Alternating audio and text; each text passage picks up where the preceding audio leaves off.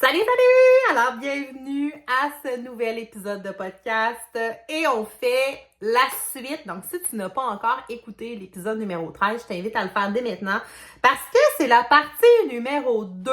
Si tu n'es pas abonné encore sur Apple Podcast ou sur Spotify, je t'invite à le faire dès maintenant et de nous mettre un commentaire.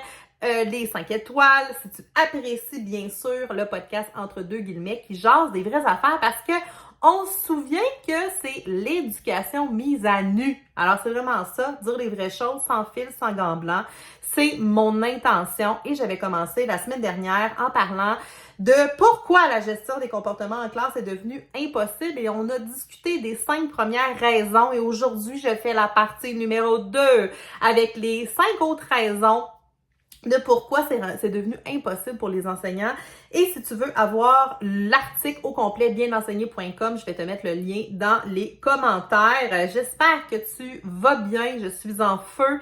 Alors, je te présente ça à l'instant. Si tu as des commentaires, des rétroactions, des plaintes, peu importe, tu n'hésites pas à m'écrire info@commercial-entre-guillemets.ca. Si tu as besoin d'un service aussi, je te rappelle que entre deux guillemets, propulsé par l'entreprise entre guillemets qui s'assure que ton enfant reçoive l'éducation appropriée, que tu fasses l'école maison, que ton enfant soit dans le système. Donc, tout ce qui existe comme lacune, chez entre guillemets, on est l'alternative numéro 1 au système. Première année, secondaire 5, on t'aide, peu importe ton profil, tes besoins, sans jugement.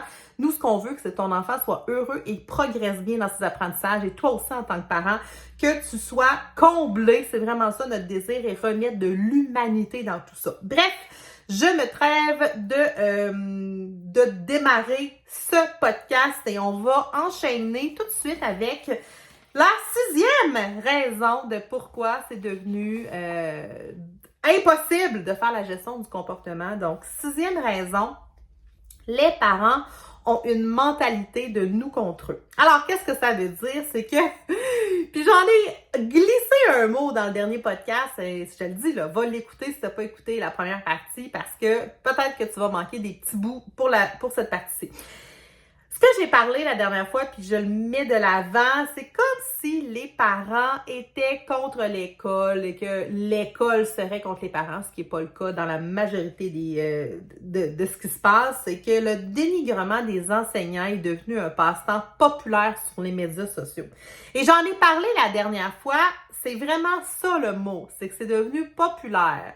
Bon, mon enfant a vécu une injustice, sans aller valider les faits auprès de l'école. Puis là, je parle pas des cas que les écoles sont en faute puis que la responsabilité est vraiment du côté de l'école. Là, je parle vraiment d'un parent qui prend pas le temps, puis je sais que vous êtes pas comme ça, prend vraiment un parent qui ne prend pas le temps d'aller chercher les faits à l'école, qui essaie pas de comprendre, qui ne démontre pas d'ouverture, qui dit « Ben moi, aller me plaindre sur les réseaux sociaux, va aller chercher de la validation sociale, va aller chercher des gens qui pensent comme moi, m'appeler TVA, puis TVA va rentrer là-dedans, puis ça va marcher comme je veux. » Puis c'est un peu des fois un power trip de parents qui veulent avoir raison parce que, oh non, leurs enfants ne sont pas comme ça.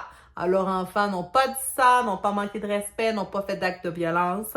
Fait qu'au lieu de travailler avec les écoles, au lieu de travailler avec les enseignants, au lieu de travailler avec les professionnels de l'éducation, les parents vont déformer les faits. Ils vont aller chercher le soutien de d'autres personnes pour aller se faire valider qu'ils ont donc bien raison de chialer. Ils ont donc bien raison que leurs enfants ou leurs enfants ont été victimes d'une injustice incroyable. Ça démontre vraiment un manque de respect flagrant envers les institutions, envers l'école, et ça se répercute sur les élèves, sur l'élève concerné bien sûr, mais sur les autres élèves de ça. Tu sais là, en tant que parent, on est le modèle numéro 1 pour nos enfants. Qu'est-ce que ça dit? Quand tu vis une problématique, au lieu d'aller à la source pour comprendre le point de vue de l'autre, de voir les faits et d'essayer de trouver une entente avec de l'ouverture, ben non, on va aller se plaindre sur les réseaux sociaux. Ben non, on n'ira pas chercher les faits, on va les déformer, puis on va aller crier à l'injustice pour dire à quel point que notre point de vue, c'est le seul. Notre point de vue, c'est le bon. Et on va aller chercher la validation en déformant puis en mettant ça à notre avantage. Vous avez sûrement vu ça, là. Que ce soit pour l'éducation ou pour d'autres choses, on va aller se plaindre sur les réseaux sociaux, on va aller se plaindre à tout le monde pour que les gens valident ce qu'on ressent à l'intérieur. Et là, ça démontre, encore une fois, que ça devrait vraiment passer par l'enseignement aux adultes de l'intelligence émotionnelle, aux adultes de comment régler un conflit pour le modéliser à leurs enfants. Puis encore une fois, je sais que si vous m'écoutez, c'est pas vous qui faites ça, et ça existe et beaucoup plus que vous pensez. Beaucoup plus que vous pensez. Numéro 7. La violence à l'école est en augmentation et ça, j'en ai fait un podcast, j'en ai fait un épisode de podcast, vous irez voir la violence à l'école qu'on parlait, qu'il y avait eu 700 cas d'agressions rapportés dans 2 commissions scolaires de la Rive-Sud de Montréal. 2 commissions scolaires, 700 agressions rapportées. C'est épouvantable. Bref, on va parler qu'il y a une augmentation des comportements violents et qu'il y a des traumatismes précoces qui sont non identifiés, qui sont non traités. Puis là, je veux pas rejeter la faute juste sur les parents, juste sur le réseau de la santé. Il y a une responsabilité au niveau de l'école, des fois qu'on n'est pas en mesure aussi de traiter ces cas précoces-là.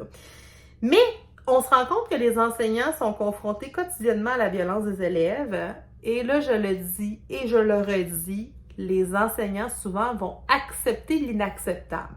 Parce que les autres enseignants vivent la même chose. Oui, mais là, tout le monde le vit, et que là, moi, je dois fermer ma trappe puis le vivre aussi. Ce n'est pas normal. Je répète, ce n'est pas normal d'accepter l'inacceptable. Un enseignant, puis n'importe qui. Moi, là, j'essaie toujours de faire un parallèle, là. Tu t'en vas comme, je sais pas, moi, un répartiteur auto. À ton travail, tu ne vis pas de violence de d'autres enseignants ou des clients ou de tes patrons. Ça n'existe, ça ne devrait pas exister et du moins, il y a des programmes solides pour que si jamais il y a de l'intimidation ou autre, de la violence, ben vous avez il y a des façons d'aller chercher de l'aide. Ça ne devrait pas être toléré dans n'importe quelle profession. Ceci étant dit, c'est comme si, puis moi je vais parler pour moi, là, on rentre dans un univers, l'identité d'enseignant, elle est ultra puissante. L'identité d'enseignant, ça fait partie de notre ADN.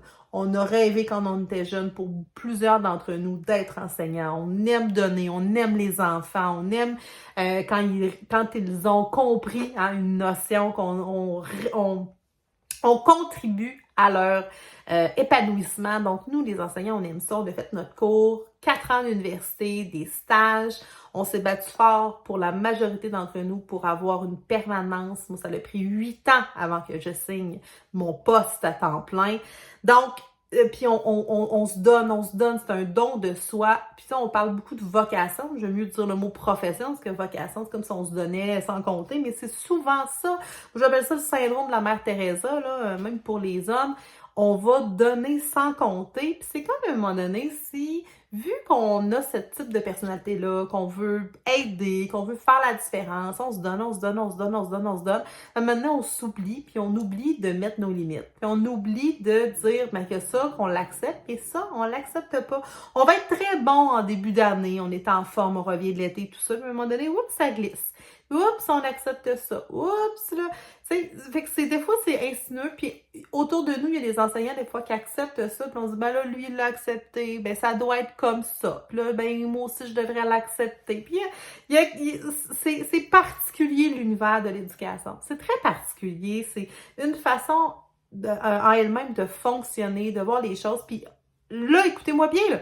Je me plains, c'est pas dans l'optique de me plaindre, c'est dans l'optique de témoigner de ce qui se passe pour vrai dans la réalité. Parce qu'on se rappelle que moi, je suis sortie du système en 2021, j'ai donné ma démission, je suis partie. J'ai décidé de quitter et c'est avec du recul que je me rends compte que c'est comme un endoctrinement, puis tu sais, pas dans le genre d'une secte, là, c'est pas là que je vois pas tout, là, mais il y a une espèce de particularité, puis c'est pas toujours des milieux sains, et souvent on accepte ce qu'on devrait pas accepter. Donc, la violence à l'école est en augmentation.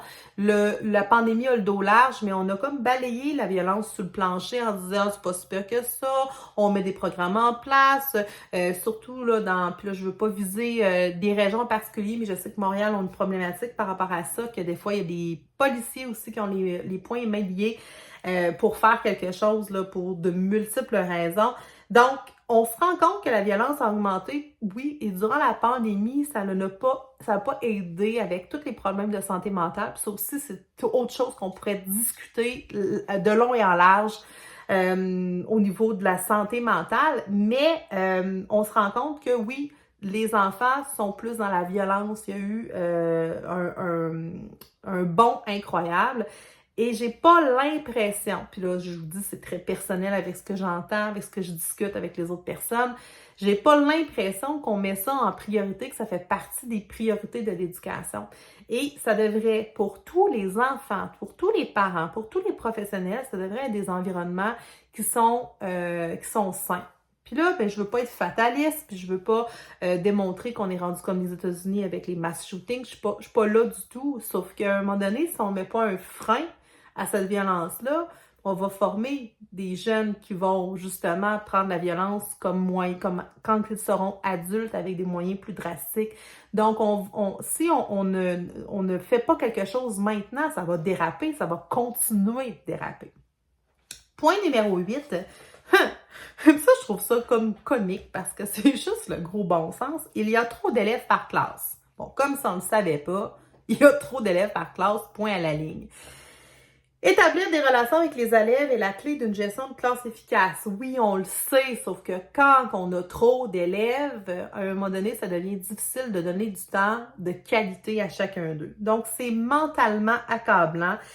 Puis la direction, souvent, va te dire, bah, t'as 24 élèves, t'en as 2 qui comptent pour 2, mais tu es capable de t'arranger. Hein? T'es capable de t'arranger tout seul, t'as l'expérience, tu sais quoi faire, t'as eu des cours de gestion. Ben non. Ben non, on n'est pas capable de s'arranger tout seul. Pourquoi? Parce que nous, on veut donner un service, on veut donner un enseignement de qualité, on va faire la différenciation. Ça veut dire qu'on veut s'assurer de faire selon le rythme d'apprentissage de l'enfant, que l'enfant apprenne de différentes façons selon ses intérêts, ses passions, sa façon d'apprendre. C'est notre souci pour la majorité des enseignants, c'est de faire bien son travail. Si on a une surcharge, si on est en plan d'intervention, rencontre de parents, courriel, DPJ, rencontre avec la direction, des activités à faire, des sorties, de la correction, de la planification, à un moment donné, là, si on est en surcharge. Puis là, encore une fois, je vous entends dans votre cerveau, ouais, ben là, ils se plaignent le ventre plein, puis ils ont des vacances l'été, puis ils ont des beaux avantages. Non, nos assurances, c'est de la merde, vraiment, là. On pense qu'on a des bonnes assurances, mais c'est vraiment des assurances de boîte. Puis l'été, je suis désolée, mais moi, j'étais pas en vacances pendant 8 semaines. J'étais en convalescence 1 mois et je profitais des vacances pendant 1 mois, mais je travaillais combien d'heures le reste de l'année? Hein? Je pouvais faire des semaines de 40, 50, 60. J'ai déjà fait du 70 heures le soir, la fin de semaine, Fait que je m'excuse, là, mais mon salaire, il est sur 52 semaines. Et je n'ai pas tant de vacances que ça. Ouais, mais là, vous êtes tout le temps en congé, puis vous avez des journées pédagogiques. Je vous entends, là. Je lis dans votre tête. Vous avez des journées pédagogiques comme ça se peut pas. C'est tout ce qu'on fait dans une journée pédagogique. Un, ils nous foutent des formations qu'on n'a pas besoin d'avoir, qui sont inintéressantes ou qu'on pourra pas utiliser dans nos classes, qu'on pourra pas appliquer. Fait que ce qui vient nous scraper une partie de notre journée. Parce que ce qu'on veut dans nos journées pédagogiques, c'est avancer notre correction, faire de la planification pour donner un excellent service à nos élèves. C'est ça qu'on veut faire. Ha! Comment voulez-vous, si on a 24, 25, 26, plus on est au secondaire, 30 élèves, comment voulez-vous qu'on fasse notre travail adéquatement quand on a plus des fois de la moitié qui ont des besoins particuliers, qui ont des plans d'intervention, qui ont la DPJ, qui ont ci, que ça? Comment voulez-vous qu'on fasse notre travail sur le sens du monde quand on est en surcharge constante? Mais à un moment donné, notre santé mentale fléchit et on se ramasse en arrêt de travail. J'ai eu des années, moi, quand j'ai terminé la dernière année, 35% du personnel enseignant et éducatrice était en arrêt de travail. Parce que c'était trop de surcharge tout le temps. À un moment donné, ben, on a une capacité X. Là, je le sais, là, vous allez dire, ben là, elle se plaint. Oui, je me plains parce que ça n'a pas de sens. Parce que dans d'autres professions, on n'accepterait pas ça. C'est ça que je me rends compte. Numéro 9. Les établissements ne préparent pas bien les enseignants. Eh Seigneur!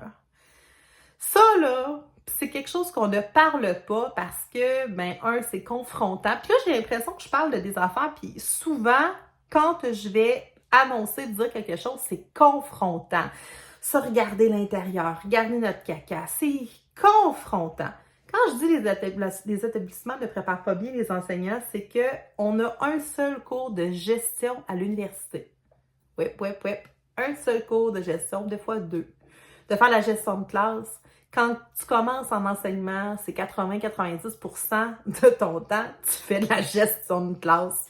My God! Souvent, on va se rendre compte à notre quatrième stage, on a 4 stages quand on fait nos 4 ans d'université en enseignement, on va se rendre compte, quatrième stage, la lourdeur et l'ampleur du travail qu'on a à faire comme enseignant et que la gestion, c'est un des... Selon moi, c'est ce qui est le plus important à maîtriser. Puis il faudrait être des masters, vraiment là, des ninjas, des ceintures noires de la gestion quand on débute dans le domaine de l'éducation. Fait que la formation, là, ça correspond pas au monde réel. Ce qu'on a comme formation à l'université, nos 4 ans avec beaucoup de pelletage de nuages, c'est dans les stages qu'on se rend compte exactement à quoi ça ressemble, pourquoi que beaucoup quittent aussi en cours de route, et qu'on devrait absolument fournir plus de cours en gestion de crise, violence, DPJ, nos élèves HDA, troubles de comportement, troubles graves d'apprentissage, la francisation, ben, je pourrais nommer ça à l'infini.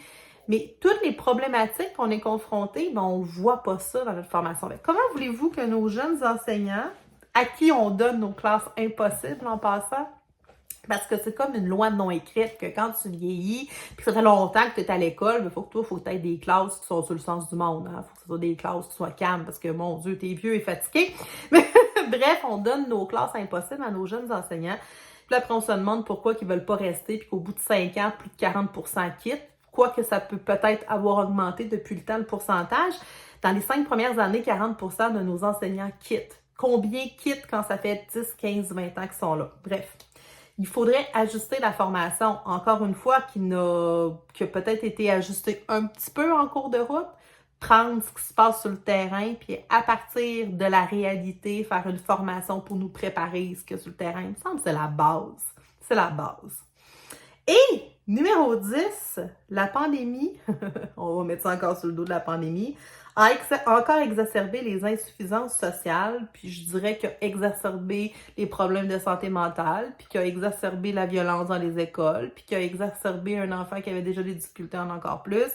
Donc, la pandémie a causé un manque d'interaction sociale. Ça a été vraiment causé par la pandémie. Ça, vous le savez, si vous avez eu des ados à la maison, ça a été, même des enfants, ça a été difficile de ne pas être en interaction face à face avec d'autres êtres humains. Et il y en a là-dedans qui n'ont pas appris les normes sociales des relations. Les fameuses habiletés sociales, mais il y en a qui ont skippé pendant plus de 2 ans ces habiletés sociales-là. Et surtout, comment se comporter en classe. Je vous fais une autre parenthèse, puis ça, c'est avant la pandémie. Quand moi, j'ai repris une classe en début de carrière, puis qu'il y avait des casiers en plein milieu de la classe pour pas que des élèves se voient et qu'ils se pitchent des affaires, ça a été pour moi vraiment un baptême assez, assez intense dans le domaine de l'éducation. Mais j'ai compris à ce moment-là à quel point que les normes sociales, que comment rentrer en relation entre eux, ben c'est vital. J'ai passé, je sais pas comment, 10 semaines à leur montrer, à modéliser, à leur apprendre comment rentrer dans une classe, comment s'asseoir, comment lever la main, comment se parler entre eux. Pas drôle, là. Et ça, c'était bien avant la pandémie. Ben là, pendant la pandémie, mais ça a accéléré les choses. On s'est rendu compte que, ben, si on sait plus, les enfants, ils ne savaient plus comment se comporter dans une classe, ça n'a pas été appris. Il y a eu une crise de comportement. Beaucoup d'appels à l'aide au niveau de la violence intérieure-extérieure, des brimades, manque de respect extrême, manque de compétences sociales, idées suicidaires. On pense que c'est pas si pire. Les médias traditionnels nous démontrent que on a la situation en main, c'est pas si pire que ça. Moi, je tire sa sonnette d'alarme, là. Je sors le drapeau, là, de toutes les couleurs, là. Puis je dis que ça n'a aucun sens et qu'il faut prendre ça en urgence parce que la détresse éducative existe pour vrai. Vous êtes des dizaines à m'écrire pour me dire votre situation, votre enfant, qu'est-ce qu'il a vécu, de l'intimidation, une agression, des difficultés scolaires, du stress, de l'anxiété, de la santé mentale. Vous vivez plein de choses. Vos enfants vivent des choses, vous comme parents, vous vivez des choses. Puis la majorité des cas, mais vous prenez la décision de retirer votre enfant pour un moment ou pour longtemps en faisant l'école maison pour donner un foutu break à votre enfant parce qu'il vit de la détresse éducative et ça se répercute dans toutes les sphères de sa vie. C'est pas drôle ce qui se passe. Puis j'ai l'impression là qu'on le sait depuis longtemps, depuis 10, 15, 20, 30 ans. Puis on nous dit des belles promesses. Le ministère nous dit on va faire ça, on va mettre ça en place. Puis qu'est-ce qu'on a en bas de tout ça, c'est des miettes de pain. À un moment donné, là, je vous le dis, ça se prépare, là, c'est en train d'imploser de l'intérieur. Les profs ne peuvent pas en parler, on essaie de camoufler ça, mais c'est comme mettre des plasters sur un pare-brise fendu. À un moment donné, ça marche pas, c'est pas ça qu'on a besoin. On a besoin d'un plan de redressement, on a besoin d'agir maintenant, de dire qu'est-ce qui est prioritaire. 3 à 5 enjeux qui sont prioritaires, qu'est-ce qu'on va faire dans les 3, 4, 5, 10 prochaines années pour redresser. Ou est-ce qu'on met le feu complètement à tout ça? Est-ce qu'on commence from scratch, du début, et on reconstruit? Pourquoi qu'on ne s'inspire pas de ce qui est fait ailleurs? On n'arrête pas de vanter les systèmes, exemple de la Finlande. Pourquoi qu'on copie pas un peu? Mais non, le peuple québécois, nous sommes les meilleurs dans l'éducation. Bullshit! Nous sommes pas les meilleurs dans l'éducation. On pense, on se pense, on est très bons sur des choses. Puis là, méprenez-vous pas, là. Il y a des choses magnifiques. Il y a des enseignants qui essaient de faire l'impossible. Il y a des programmes extraordinaires. Il y a des écoles qui se mobilisent, des directions fantastiques. Sauf que ce n'est pas la norme. Pourquoi ce n'est pas la norme? Pourquoi qu'il faut qu'on soit encore dans un carcan qui date des années 80? On peut pas exploser ça et être exactement là où on se doit d'être avec notre génération actuelle, avec nos technologies, avec ce que les enfants, ça les fait vibrer. On veut le bonheur et l'épanouissement pour nos enfants et on ne met pas un système d'éducation en fonction de réaliser ça. Voilà. Si ça vous a parlé, si ça vous fait réagir, si vous avez envie de m'écrire suite à l'épisode de ce podcast, ça me fera un immense plaisir. info@commercial-entre-guillemets.ca ou sur toutes mes plateformes de réseaux sociaux, entre guillemets, Facebook, Instagram, TikTok, YouTube, name it. Vous pouvez me trouver, venez me faire vos commentaires. Je vous rappelle que le podcast entre deux guillemets est maintenant disponible sur YouTube. Alors, entre guillemets, vous cherchez sur YouTube et vous avez non seulement l'audio, mais aussi le vidéo de moi qui m'enflamme sur les enjeux prioritaires de l'éducation. Je vous souhaite une magnifique semaine. On se dit à la semaine prochaine. Bye!